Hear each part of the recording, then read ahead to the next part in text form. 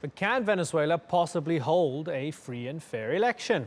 Well, joining me now on the Newsmakers from Washington is Andrea Murta. She's an associate director at the Adrienne Arsht Latin America Center. Also in the U.S. Capitol is Mark Weisbrot, a co-director at the Center for Economic and Policy Research. Thanks both of you for joining us. Andrea Murta, Hillary Clinton said that the Maduro administration has been doing all it can to rig the elections. Did she just make that up, or does she have evidence for it?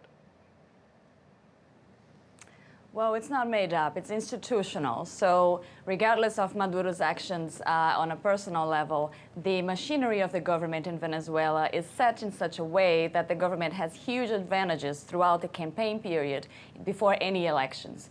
So there is really no level playing field in Venezuela elections, which is why, as Hillary Clinton said, and I believe, there's no real chance of a free and fair elections this coming Sunday. Mark, no level playing field and no chance of a free and fair election. Yeah, I don't know how to say this politely, how false everything we've just heard is. You could take almost anything that was just said and show demonstrably that it's false. So, for example, there's no question about the result of the election. Venezuela has one of the most secure voting systems in the world. There's a very high turnout, and it's not mandatory voting like it is in many Latin American countries. And so the problem is really this campaign to delegitimize these elections. You know, Jimmy Carter called their election system one of the best in the world. And in the 2013 presidential election, the Carter Center monitored the whole election campaign and the TV coverage. And if you look at that data, you will find that the opposition candidate actually got more coverage, more TV coverage, and more of his TV coverage was favorable than the government candidate. So the idea these elections are rigged is completely false. And the idea, and also Hillary Clinton mentioned that shooting that took place at a rally, trying to imply that it was a political killing. And of course it was not. If you look at the investigation that's taken place and the arrests that have taken place so far, it's very clear that this person who was killed,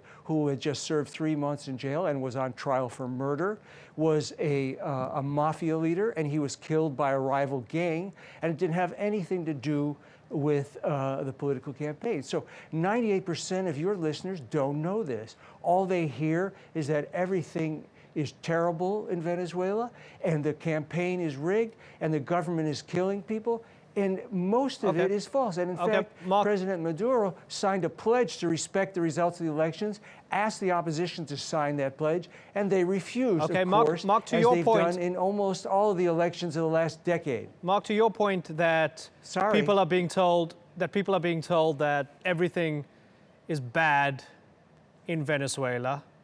When we look at the inflation, when we look at food shortages, healthcare collapsing, crime being so high, the National Survey for Living Conditions, NCOVI, I think it is called, my pronunciation might be wrong, NCOVI says 76% of Venezuelans are living in poverty. As an economist, you would accept, false. Right, that it's in a bad state. I accept everything you said.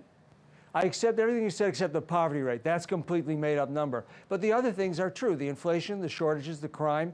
Yeah, that's terrible. And in fact, the only reason that the government still has a solid base is because most people are still better off than they were a decade ago before the government got control of the oil industry. And there are some people who know that, okay? But no, I wouldn't deny anything about the state of the economy or the homicide rate. Those are true. I mean, we don't know the exact inflation rate, but it's probably around 100%. Okay, let's get Andrea to respond to that. All that's true. What's false is all the other things that were said on this broadcast. Okay, let's get Andrea to respond to multiple things, but to the one point that people are better off right now than they were before the socialists came to power. How would you respond to that?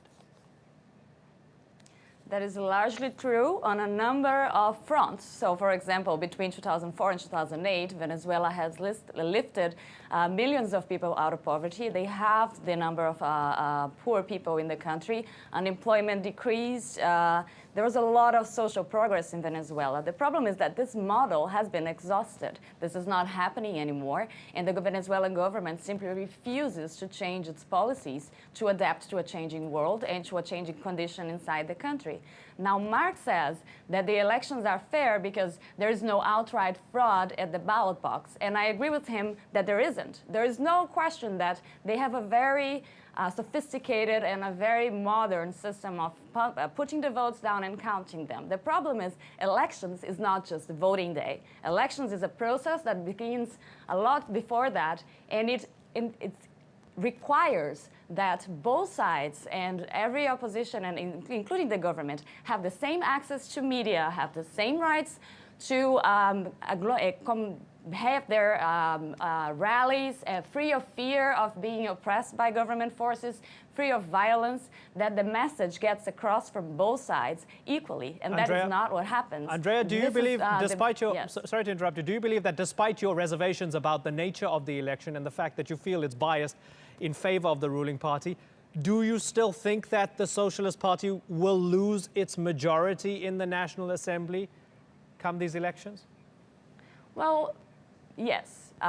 Maduro, in his last election, he won by a very small margin of less than 2 percentage points.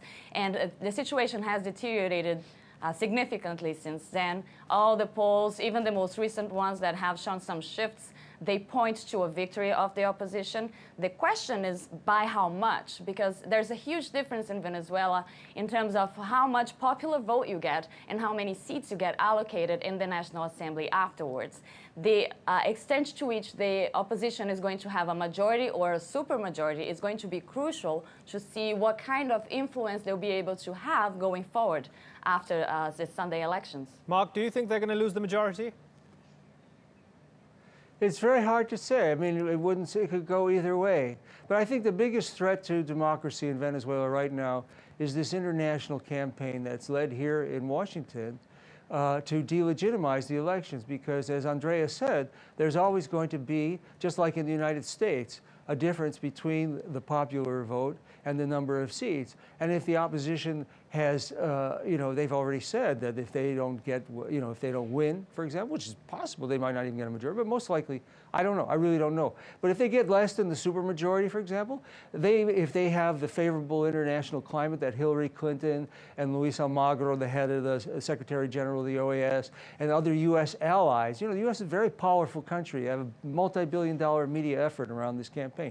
If they get this campaign going to the point where they can delegitimize it, they'll get out in the streets like they did in 2013. And Andrea noted that election was fair, and those results, there was no doubt about it. But they were in the streets violently in 2013. All the violence in that year came from the opposition, and they were trying to overthrow the government. They wanted to overturn the results of the election. Mark, and there's a great risk that could happen now simply because of the media coverage and the U.S. international campaign. Mark, when Nicolas Maduro says, what is the plan of the rotten right wing? And he says, end of social missions, end the pensions and send old people to work, privatize education, bring the IMF here and give them our oil wealth. Do you think that's real or just in his head? Well, I think most of that is real. Yeah, these are really right-wing people. Enrique Capriles did a makeover, and that's why the last election was as close as it was in 2013. But yeah, they're right-wing, and they would like to reverse a lot of the things, the positive things that the government had. They will probably bring in the IMF. I don't have much doubt about that. They already pretty much said that. I mean, they didn't say that because it's kind of deadly politically, but one of their people in the United States said on a telephone conversation, was already having conversations with the IMF about how much money they could get. So, yeah, I mean, they're not going to give the oil to the IMF. I think that's rhetoric. Yeah, there is definitely, and that is, again, why people would vote, even though the economy is a wreck right now, just as was described. That's one reason why people would vote for the government, because it is possible that the necessary adjustment that takes place could take place as it did in the past, where the brunt of it is borne by poor people. Okay. So I want to get one final comment. That's a real fear. I want to get one final comment from Andrea. Do you believe that socialism's dead in the region? No. No. Speaking of Venezuela itself, I think even if the opposition wins a supermajority this coming elections, the path of the country is unlikely to change significantly in the next 2 years. Even because it's the most likely path of the government, should that be the result, would be to create enabling laws and create different paths so that they can continue with their own policies, even in spite of assembly opposition to it. And economic policy in Venezuela, for example, is very concentrated in the hands of the presidency. So even if the opposition dominates the assembly going forward, that's not going to make a huge difference in that direction. There is winds of change throughout the continent, and that will make a difference to Venezuela. For example, in Argentina, with the recent victory of Macri, the opposition to Cristina Kirchner, there has already been a shift in foreign policy in the southern cone towards Venezuela.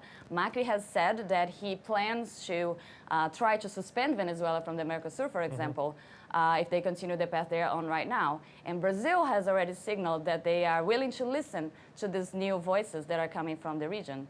So I think Maduro is getting more isolated, and that will definitely have an impact in the next couple of years. Andrea Murta and Mark Weisbrot, thank you very much for strong, healthy, and robust debate.